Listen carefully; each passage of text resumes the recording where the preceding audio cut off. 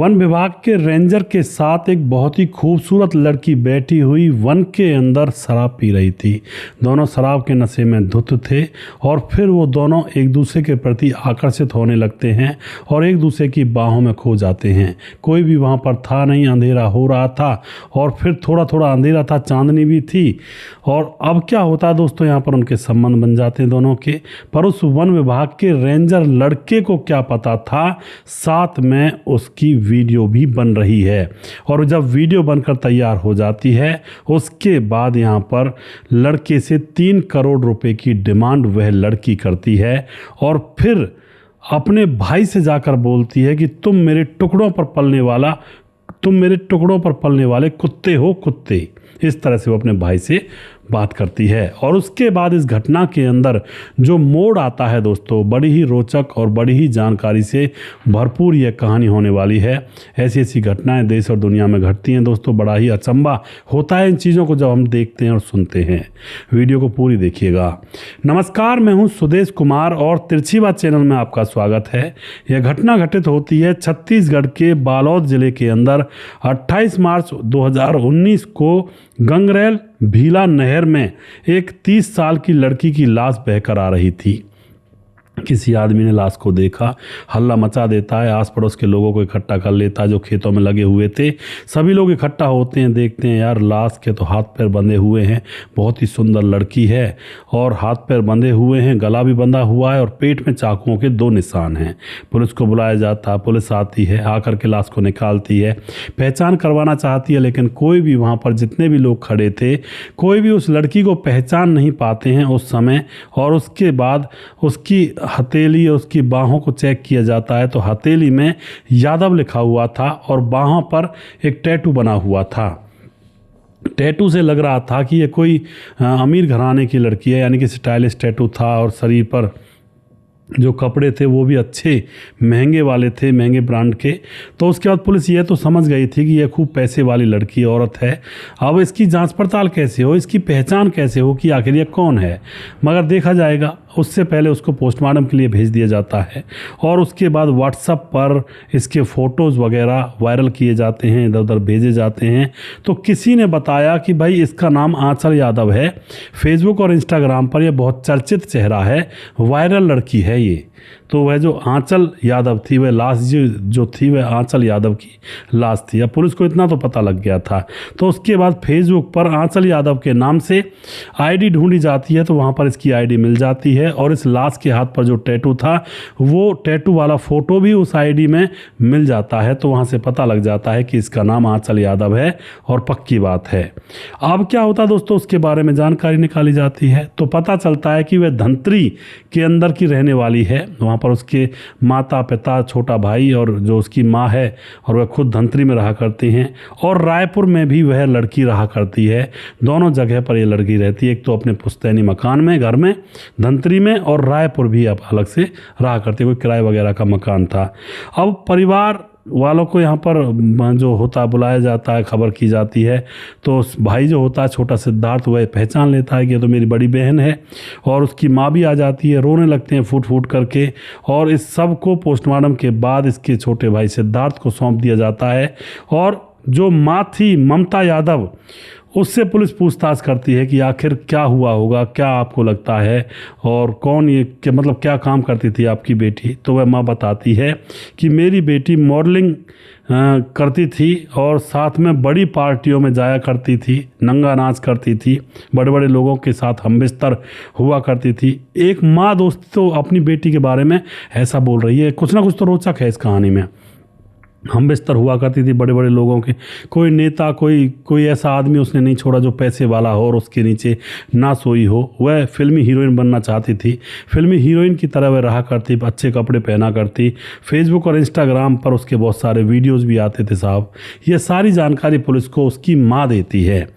अब दोस्तों जो माँ होती है वह एक बात और बताती है पुलिस को, जो बात मैंने आपको स्टार्टिंग में बताई थी कि 2014 में हमारी बेटी आंचल ने वन विभाग के एक रेंजर की अश्लील वीडियो बना ली थी संबंध बनाते वक्त, और उससे 3 करोड़ रुपए मांग रही थी, उसे ब्लैकमेल कर रही थी। लेकिन यह पकड़ी जाती है, उसके बाद ये जेल चली जाती है, और जेल से जब छूट कर आती है तो जैसे जेल जाती है ऐसे मामले में तो जो माँ बाप है उनका मन टूट जाता है, होश उड़ जाते हैं। और फिर जेल से जब छूट कर आती है तो वह माँ बाप को छोड़ करके खुद रायपुर में एक अपना अलग से किराए का मकान लेती है, वहाँ पर रहने लगती है। और माँ बोली कि अब जो करना कहानी है, अब यह शाम को 25 मार्च को हमारे घर आई थी, और इसके पास बहुत सारे फ़ोन आ रहे थे, और कोई फ़ोन आया और फिर फ़ोन आने के बाद यह किसी की बाइक पर बैठकर घर से निकल गई थी। अब यह बात माँ ने बता दी थी, पूरी जन्म कुंडली इसकी बता दी थी। अब क्या होता दोस्तों, यहाँ पर पुलिस का सीधा सा मामला, भैया सबूत चाहिए, तो पुलिस वहाँ पर लगे हुए सीसीटीवी कैमरों को खंगालने लगती है। इधर कॉल डिटेल्स देखी जाती हैं। सीसीटीवी कैमरे में कोई भी ऐसा क्लू नहीं मिलता है कि वो घर से किसी की बाइक पर बैठकर निकली हो। कॉल डिटेल्स से पता चलता है कि इसने तकरीबन 25 मार्च को इसके पास 40 लोगों के फ़ोन आए थे, और वो 40 लोगों के फ़ोन जो थे वो बड़े आदमी थे, बड़े माने हुए इंसान थे। अब तो यहाँ पर पुलिस को कुछ गड़बड़ लगता है, और भी जांच पड़ताल निकालती है पुलिस। तो पुलिस पता लगता है पुलिस को कि यह तांत्रिक बाबा के पास भी जाया करती थी, तंत्र विद्या सीख कर सबको अपने काबू में करना चाहती थी, लेकिन तांत्रिक ने उल्टा इसका फ़ायदा उठा लिया था। मगर यहाँ पर इसने तांत्रिक के खिलाफ केस वगैरह तो नहीं किया था, बस ऐसे ही उससे दूर हो गई थी। अब उसके बाद दोस्तों ये सारी चीज़ें पुलिस को पता लग जाती हैं। बाकी और कोई सुराग पुलिस को मिलता नहीं है। जो माँ ने बताया था कि यहाँ से एक बाइक पर बैठकर गई थी, तो वो भी झूठ होता है। तो अब उसके बाद घर वालों से फिर से पूछताछ की जाती है, माँ और बेटे से, 3 ही लोग तो ये थे। अब माँ और बेटे से जब पूछताछ की जाती है तो जो बेटा होता है उसके हाथ पर एक कट का निशान लग रहा था, कट का निशान था चाकू से। अब तो यहाँ पर पुलिस को शक हो जाता है उस भाई के ऊपर, और तुरंत उस माँ, क्योंकि माँ को इसलिए पकड़ा, वो झूठ बोल रही थी कि यहाँ से बाइक पर गई है, लेकिन सीसीटीवी कैमरे में वो यहाँ से बाइक पर गई नहीं थी। और उसके बाद माँ को और बेटे को पकड़ा जाता है, और उसकी जो गाड़ी थी इस लड़की की, उस गाड़ी के अंदर खून लगे हुए थे। अब तो यहाँ पर इन दोनों को पकड़ा जाता। पकड़ने के बाद सख्ती से पूछताछ की जाती है। तो अब एक और नया चैप्टर यहाँ पर खुलकर आता है। वो नया चैप्टर क्या था? नया चैप्टर ये था कि इस घर के अंदर, घर का जो मुखिया था राकेश यादव, उसकी पत्नी ममता देवी, और बड़ी बेटी थी उसकी आंचल, और छोटा बेटा था सिद्धार्थ। ये 4 लोगों का परिवार था।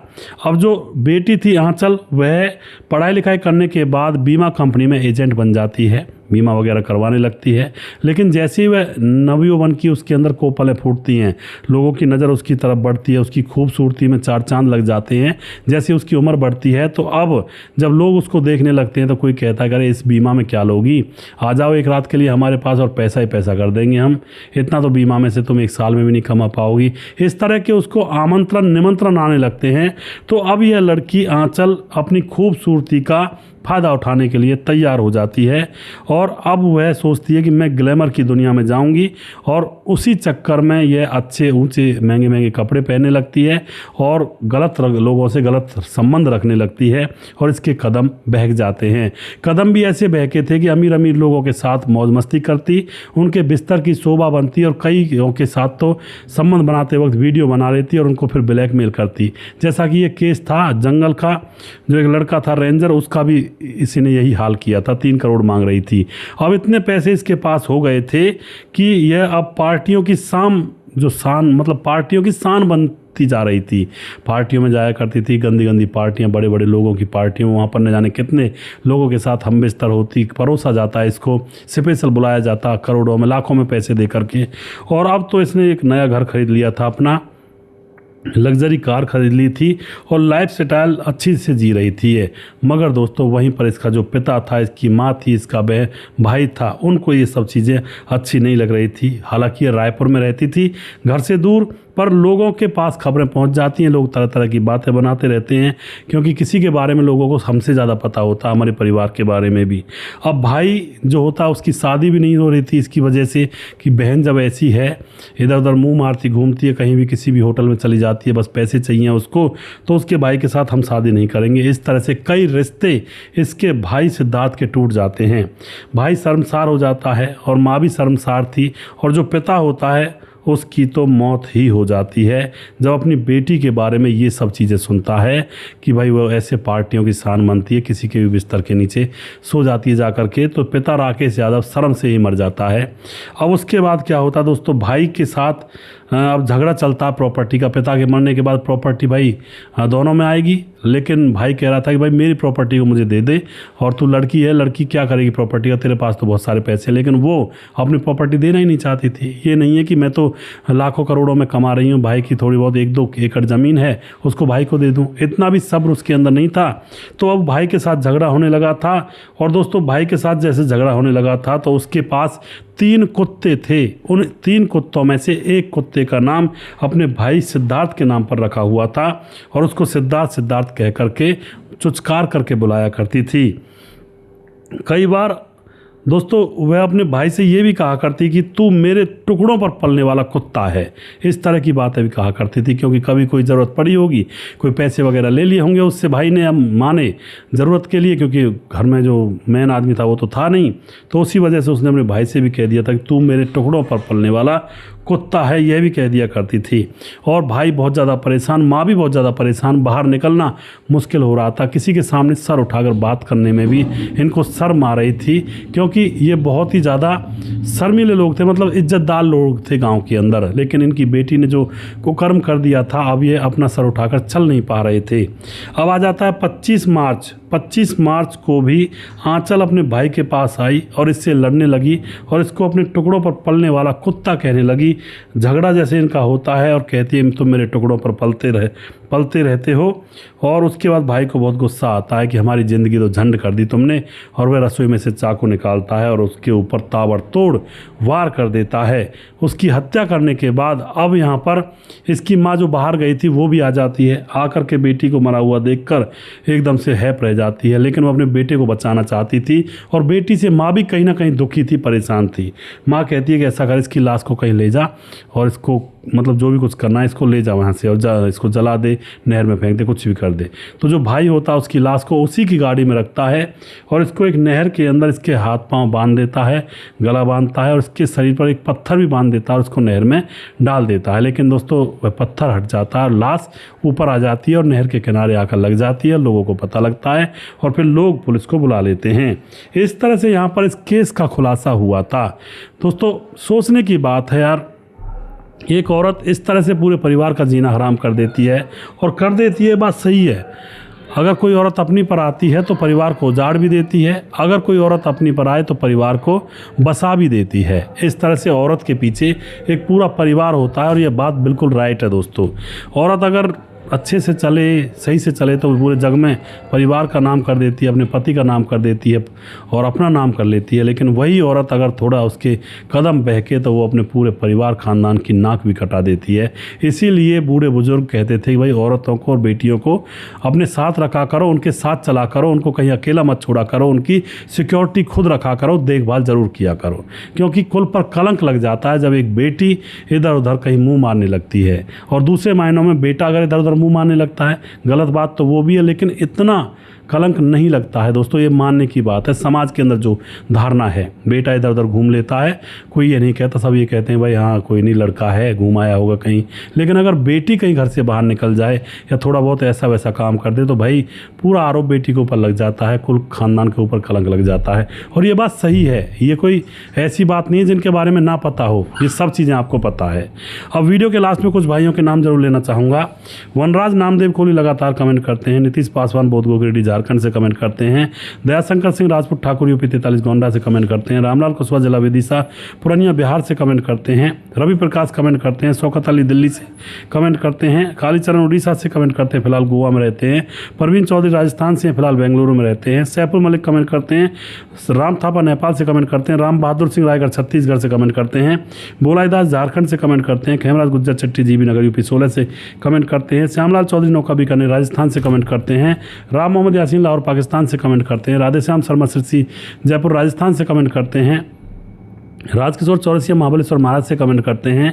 छगनदास खाडावन राजस्थान से हैं और सुशील चौधरी हमारे लगातार कमेंट करते हैं। दुर्योधन भाई कमेंट करते हैं और समाधान पाटिल जलगांव महाराज से कमेंट करते हैं। भाई साहब आज हमारी शादी की सालगिरह है, 25 तारीख को आपका आशीर्वाद चाहिए समाधान जी। बिल्कुल जी, आपको आशीर्वाद मैं कई दिनों से दे रहा हूँ समाधान भाई, और आप खुश रहें, खुशहाल रहें, आपके बीवी बच्चे सही रहें, आपकी पत्नी और आपका जो जीवन है हमेशा बंधा रहे और अच्छे से एक दूसरे से प्यार करते रहें, गृहस्थी आपकी अच्छे से चले, इसी तरह से सालों साल जिए। बहुत बहुत धन्यवाद जी आपका।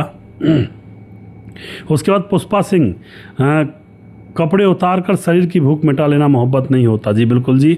और उसके बाद रतनलाल शर्मा कमेंट करते हैं, नमस्कार भाई साहब, आपकी कहानी बहुत अच्छी लगती है जी, बहुत सराहनीय है, बहुत बहुत धन्यवाद जी। और मोहम्मद जहांगीर, अभी आप दोनों भाइयों का वीडियो एक साथ आया जी। बिल्कुल जी, आया होगा कभी, और कई बार ऐसा हो जाता है वीडियो आपस में एक दूसरे से मैच कर जाते हैं। मैं भी डालता हूँ उसी टाइम और जो जितेंद्र भाई हैं वो भी डाल देते हैं। मोतिहारी भविष्कार कमेंट करते हैं। और विनोद, आपके सही वीडियो देखता हूँ मैं। सुदेश, आपके सभी वीडियो देखता हूँ, बहुत धन्यवाद जी। जफ़र इकबाल कमेंट करते हैं यूपी से। और उसके बाद राम गोसाई कमेंट करते हैं। विमलेश कुमार हैं। नईम खान, बहुत दिनों में आए हैं भाई साहब। नईम खान महाराष्ट्र अकोला, आप ऐसी बढ़िया बढ़िया वीडियो बनाकर दिखाओ, हम लाइक कमेंट करते रहेंगे जी। बिल्कुल जी। और अनुभव श्री पायली कमेंट करते हैं। मुकेश कुमार यूपी 83 से हैं। बालू नायक कमेंट करते हैं। और उसके बाद हमारे साथ हैं सुजीत कुमार हैं। धर्मेंद्र कुमार कमेंट करते हैं नालंदा डिस्ट्रिक्ट से, और धर्मेंद्र कुमार हैं। रजत सैनी हैं। परम मान कमेंट करते हैं, हेलो सुदेश भाई कैसे हो, thanks for the story, thanks from Italy. Johnny मान फ्रॉम इटली, बहुत बहुत धन्यवाद करते हैं परम मान भाई जी। और अनुभव श्री पहली कमेंट करते हैं, गुड जॉब सर, मेरे पास की कुछ केस हैं जी। बिल्कुल जी, मैंने पढ़े हैं। मोतिहारी दोबारा से कमेंट करते हैं। सुरेश यादव हैं। दिलीप कुमार पांडे हैं, महाराष्ट्र हैं, महाराजगंज यूपी 56 से। और उसके बाद बी के सागर कमेंट करते हैं, जिला बरेली कस्बा बलिया। बी के सागर, सुदेश भैया जी नमस्कार, आपकी आवाज़ हमें बहुत बढ़िया लगती है। तो बी के सागर जी आपका बहुत बहुत धन्यवाद जी, और अपना आशीर्वाद इसी तरह से बनाए रखें। प्रवीण बघेल शिवपुरी से हैं। गुरप्रीत सिंह कमेंट करते हैं। विनीता साख्या कमेंट करती हैं। मुनुन श्रीवास्तव जी कमेंट करते हैं। और उसके बाद हमारे साथ हैं मुनु श्रीवास्तव जी कमेंट करते हैं। मोहन जैन कमेंट करते हैं। मुकेश कुमार यूपी 83 से। सूरज डी फिजी से लगातार हमारे वीडियोज़ पर बने रहते हैं। और उसके बाद धीरज बर्नवाल हमारे भाई लगातार हमारे वीडियोज़ पर कमेंट करते हैं। जिस भाई का नाम रह गया उस भाई का नाम अगले वीडियो में ज़रूर लूँगा। अगला वीडियो बहुत जल्दी फिर से लेकर आऊँगा, तब तक आप खुश रहें, सावधान रहें। जय हिंद, जय भारत।